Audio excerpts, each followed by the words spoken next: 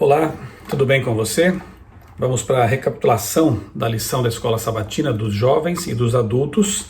Você já sabe, a lição dos jovens esse trimestre tem tratado do tema descanso em Cristo e a lição dos jovens, sexualidade na Bíblia. E eu já quero adiantar aqui para você a lição do próximo trimestre, tanto de jovens quanto de adultos, terá aí um tema convergente, será o mesmo assunto, o mesmo livro, Deuteronômio. Obediência por amor e gratidão. Faltam 2 lições para terminarmos este trimestre e fica aqui o convite para que você adquira já a sua lição, faça a sua assinatura para receber em casa, né, o material, aí, o guia de estudos para o próximo trimestre. Com certeza teremos aí um grande crescimento espiritual, conhecimento da Palavra de Deus ao estudarmos esse livro Deuteronômio. Essa semana nós analisamos aqui na lição dos adultos o tema na lição número 11, né? O tema Ansiando por Mais. Vamos avançando aqui no nosso estudo sobre descansar em Cristo. Vivemos num mundo tão atribulado, num mundo tão estressante, complicado, e como precisamos realmente desse descanso espiritual, desse descanso não só físico e mental, mas também o descanso espiritual, dessa paz que encontramos quando vivemos em comunhão com o nosso Deus, com Jesus Cristo. O verso principal da lição 1 Coríntios 10:6, ora, essas coisas se tornaram exemplos para nós, a fim de que não cobicemos as coisas más como eles cobiçaram. Então a lição começa nos lembrando que a experiência pela qual Israel no passado passou, tanto naquilo que tinha de positivo, quanto no que eles erraram, nos aspectos negativos, deve servir de exemplo para nós aqui no século XXI, a fim de que imitemos aquilo que foi bom e, claro, deixemos de lado aquilo que não foi bom, aquilo que foi ruim. Domingo, batizado em Moisés, o texto aqui para a nossa leitura é 1 Coríntios capítulo 10, versos 1 a 11, lemos assim: Ora, irmãos, não quero que vocês ignorem que os nossos pais estiveram todos sob a nuvem, e todos passaram pelo mar, e todos em Moisés foram batizados, tanto na nuvem como no mar. Todos eles comeram do mesmo alimento espiritual e beberam da mesma bebida espiritual, porque bebiam de uma pedra espiritual que os seguia, e a pedra era Cristo. Mas Deus não se agradou da maioria deles, razão pela qual ficaram prostrados no deserto. Ora, essas coisas se tornaram exemplos para nós, a fim de que não cobicemos as coisas más, como eles cobiçaram. Não sejam idólatras, como alguns deles foram, conforme está escrito, o povo assentou-se para comer e beber e levantou-se para se divertir. E não pratiquemos imoralidade, como alguns deles o fizeram e caíram mortos num só dia, 23.000. Não ponhamos Cristo à prova, como alguns deles fizeram e foram mortos pelas serpentes. Não fiquem murmurando, como alguns deles murmuraram e foram destruídos pelo exterminador. Estas coisas aconteceram com eles para servir de exemplo e foram escritas como advertência a nós, para quem o fim dos tempos tem chegado. Veja que interessante, né? E depois vem o texto que diz, aquele que pensa estar em pé, veja que não caia, como muitos lá caíram, né? Por causa do quê? Da idolatria, da cobiça, da busca irrefreada por prazeres, o hedonismo, só queriam saber de festas, a imoralidade. Essas práticas levaram muitos israelitas, infelizmente, à morte.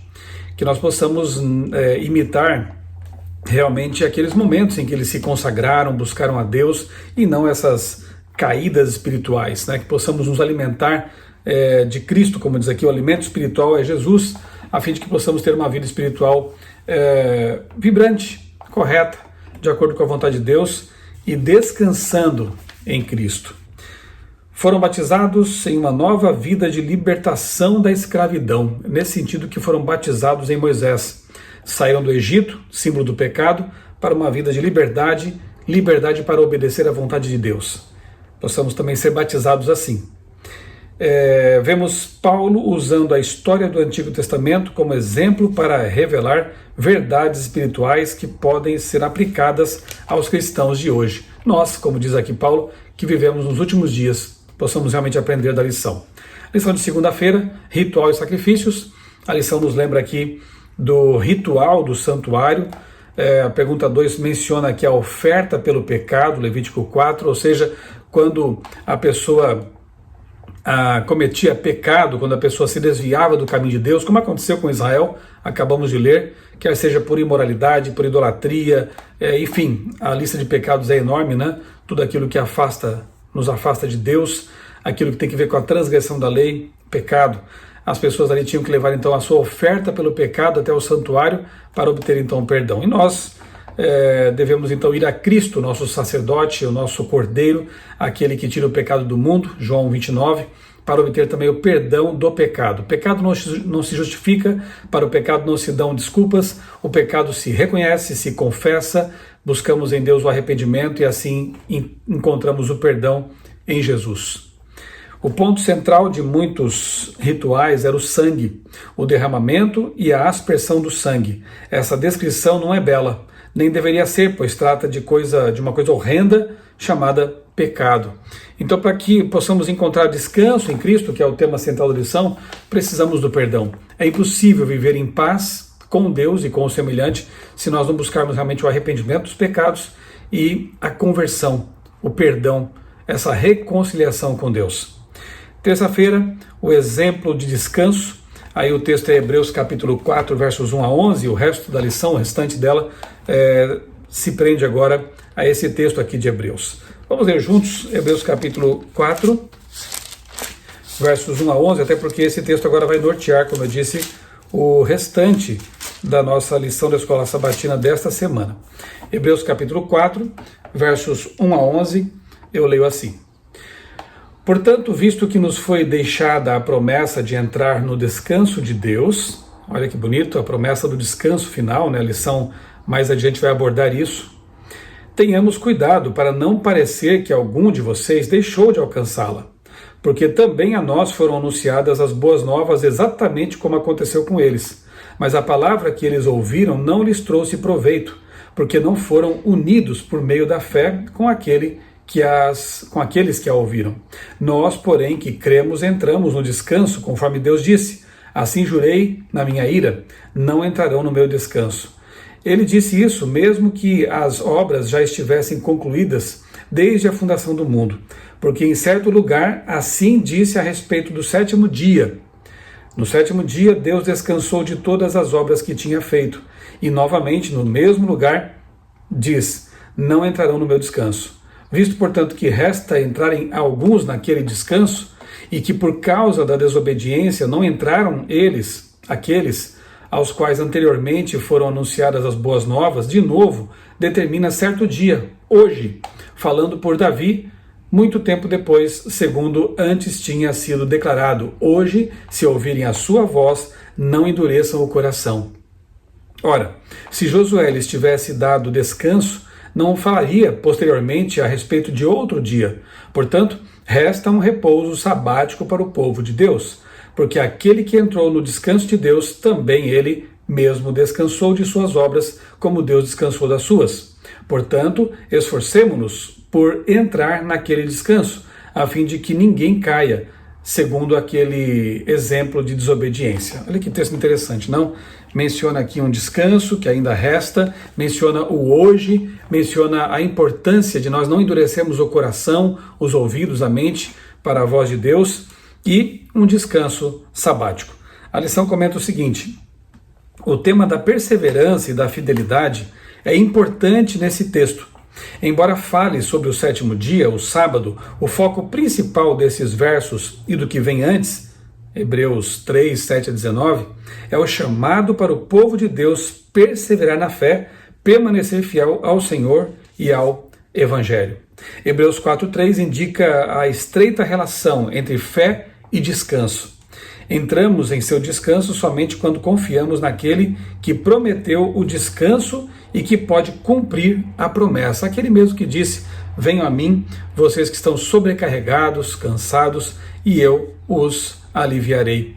Ou seja, eu lhes aliviarei, eu lhes darei descanso desse fardo, dessa carga. Finalzinho aqui da lição de terça-feira tem uma pergunta. A compreensão do que significa ser salvo pelo sangue de Jesus nos ajuda a entrar no tipo de descanso que temos em Cristo? Sabemos que somos salvos pela graça e não pelas obras? Com certeza. Quando entendemos que a salvação é pela graça e pelos méritos de Cristo, nós assim podemos entrar no descanso que ele promete para aqueles que são perdoados, aqueles que são justificados.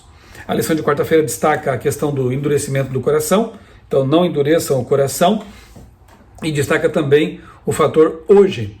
Nunca deixe para amanhã. Não espere para ter uma renovação espiritual na próxima semana de oração, na próxima live que você for assistir, na próxima Santa Ceia. Não deixe para depois. O futuro não nos pertence. Nós temos, é o hoje, é agora. Por isso que a Bíblia sempre enfatiza o hoje. Hoje, se ouvirem a voz de Deus, não endureçam o coração. Você que está me ouvindo neste momento, não endureça o coração, não feche os ouvidos para os apelos de Deus, para os convites que o Espírito Santo faz para uma renovação da vida. Se você está ouvindo agora esse chamado de Deus para um descanso espiritual, para uma renovação espiritual da sua vida, aceite, atenda, abra o coração, abra a mente, não deixe para amanhã. E quinta-feira, conquistando uma cidade celestial, aqui menciona Gálatas 3, 26, 29, fala também das características do povo da aliança, ou seja, não há judeu nem grego, não há escravo nem livre, não há homem nem mulher, no sentido de que a graça nos nivela a todos. Todos somos alvo dessa graça de Deus, todos somos convidados para entrar no descanso de Deus, não importa a nossa origem, não importa o nosso sexo, a cor da pele, todos nós somos nivelados ao pé da cruz. A lição diz que o texto sugere que o enfoque do tempo do fim, no descanso especial de Deus, está presente desde a criação e que a celebração do descanso sabático oferece uma pequena amostra semanal desse descanso, do tempo do fim. Na verdade, para os judeus, o sábado é entendido como um pequeno precursor do Olam Rabá, ou seja, o mundo vindouro. Toda vez que nós guardamos o sábado, toda semana, quando o sábado chega até nós, nós somos lembrados realmente de que há um descanso especial nos aguardando. E que quando nós celebramos o sábado, em família, na igreja, em comunidade, quando nós guardamos o sábado, estamos recordando duas coisas interessantes. Uma no passado, quando Deus criou o mundo para nós, nos deu de presente esse planeta, a vida, Ele então estabelece o sábado como memorial dessa criação. Então nós lembramos que temos um Deus criador, um Deus maravilhoso que nos deu de presente o sétimo dia para o descanso. E nos lembramos também daquilo que virá, que está lá em Isaías 66, por exemplo. Novos céus e nova terra, e nessa nova terra também celebraremos o sábado como um símbolo de nossa dependência do Criador, nosso descanso no Criador. Por isso que nesse capítulo 4 de Hebreus, o sábado é vinculado com o descanso da salvação e com o descanso que virá também no futuro, quando nós entrarmos na Canaã celestial e depois morarmos na nova terra. Lição maravilhosa, lição que nos convida a pensar novamente nesse descanso que podemos ter em Deus, quando nós nos arrependemos dos nossos pecados, nós renovamos nossa aliança com Ele e pensamos na esperança que temos de um descanso definitivo por ocasião da volta de Jesus, que será um tema de uma lição futura ainda, mais adiante aqui no nosso guia de estudos. E a lição de jovens tem como título Quando as Coisas Dão Errado, traz aqui uma tirinha, né, que faz pensar, né, nos relacionamentos rompidos, muitas vezes nas marcas, feridas, cicatrizes que as pessoas carregam pela vida quando isso acontece. Sim, a lição ela trata do problema, da mazela que é o divórcio. Até aqui temos visto tanto temas importantes na lição da Escola Sabatina, né? Já falamos sobre solteiros, já falamos aqui sobre temas mais delicados como masturbação, a questão de gênero, falamos aqui sobre o casamento, sobre o sexo antes do casamento, e nessa semana refletimos a respeito do divórcio. Eu escrevi um texto aqui, um pequeno texto para a lição, para o site da lição. Aliás, mais uma vez eu quero convidar você a conhecer, né, se ainda não conheceu, acompanhar aqui o site contextobiblico.com.br, que é o nome da lição dos jovens, né? Contexto com M, contextobiblico.com.br, e toda semana aqui nós publicamos aqui podcasts, materiais adicionais, textos que explicam a tirinha da semana e também um resumo da lição. Nessa semana eu escrevi aqui então, a Agatha também tem escrito aqui os textos, né? Quando as coisas dão errado. E eu destaquei aqui um pensamento que eu extraí da lição, muito interessante, que diz assim: antes do casamento, o diabo faz tudo o que pode para levá-lo a ter a atividade sexual. E depois do casamento, ele faz tudo o que pode para impedir você pedir que você faça com o seu cônjuge. Então, antes do casamento, ele tenta levar as pessoas ao pecado da fornicação. E depois do casamento, ele tenta fazer com que as pessoas não pratiquem aquilo que no casamento é autorizado e é uma bênção, a atividade sexual. Então, cuidemos desses dois extremos. Nem cair no pecado do sexo antes do casamento e tampouco cair no erro de, durante o casamento, não praticar a intimidade conjugal. Eu escrevi, então, aqui, menciono aqui nesse texto algumas pesquisas que, mais uma vez, confirmam aquilo que a Bíblia Sagrada nos diz, porque a Bíblia é a palavra de Deus, o Criador da sexualidade humana revela ali aquilo que é o plano dele para nós. Por exemplo, o New York Times publicou alguns anos atrás a seguinte pesquisa, que morar junto com um parceiro sem estar casado é prática cada vez mais comum e mais da metade dos casamentos acontece depois que o casal já mora juntos. Resultado, essa mudança tem sido atribuída em grande medida à revolução sexual, mas ao contrário do que prega a indústria cultural, os casais que coabitam antes do casamento, especialmente antes de um noivado ou um compromisso, geralmente são menos satisfeitos com a vida a dois e mais propensos ao divórcio. Interessante, né? Aqueles que praticam, como se diz, o test drive antes do casamento, são mais infelizes e o divórcio acaba sendo bem maior entre pessoas que não iniciaram uma vida a dois após o casamento. Outra pesquisa aqui também diz o seguinte, que as mulheres tendem a ver a coabitação, ou seja, morar junto ou juntar os trapos, como um passo para o casamento. Já os homens são mais inclinados a ver isso como uma forma de testar o relacionamento ou de adiar um compromisso mais sério. Essa diferença acaba criando menores níveis de compromisso, mesmo depois que a relação progride para o casamento. E isso causa instabilidade e insegurança. Um estudo recente publicado na revista Jornal sobre Casamento e Família chegou a conclusões semelhantes. A coabitação eleva as taxas de divórcio e pessoas que moram juntas muitas vezes têm bem menos chances de casar e quando casam as chances de divórcio são altíssimas. Enfim, aqui também são citadas outras pesquisas que revelam isso aí, né? Então os números, as estatísticas, infelizmente, são bem negativas aí para os que resolvem viver de forma diferente daquilo que Deus orienta em sua palavra. Casar com pessoas que tenham as mesmas convicções, os mesmos princípios é importante. Procurar seguir no casamento as orientações que aprendemos, né, durante o namoro, o noivado e quando estudamos bons livros sobre essas questões conjugais, seguir com isso, pedir que Deus nos ajude a manifestar o verdadeiro amor de um para com o outro, o respeito, com certeza são receitas para um casamento duradouro, e casamentos duradouros são uma bênção no sentido físico, mental e espiritual. Fazendo uma pequena ponte aqui com a lição dos adultos, realmente um casamento abençoado por Deus também é fator de descanso espiritual, fator de paz, de saúde, de bem-estar. E Deus abençoe então as famílias, os casamentos, os noivos, os namorados, para que possam sempre viver à luz daquilo que Deus orienta em sua palavra e que possamos encontrar o verdadeiro descanso para nossa mente, para o nosso coração, vivendo à luz daquilo que Jesus Cristo nos revelou. Vamos orar? Bondoso Deus, maravilhoso Pai, muito obrigado por essas instruções, recomendações maravilhosas que encontramos em Tua palavra. Dá-nos, ó Deus, forças para viver à luz dessas orientações, para que possamos encontrar o descanso em Cristo, para que possamos ter um casamento abençoado, famílias abençoadas.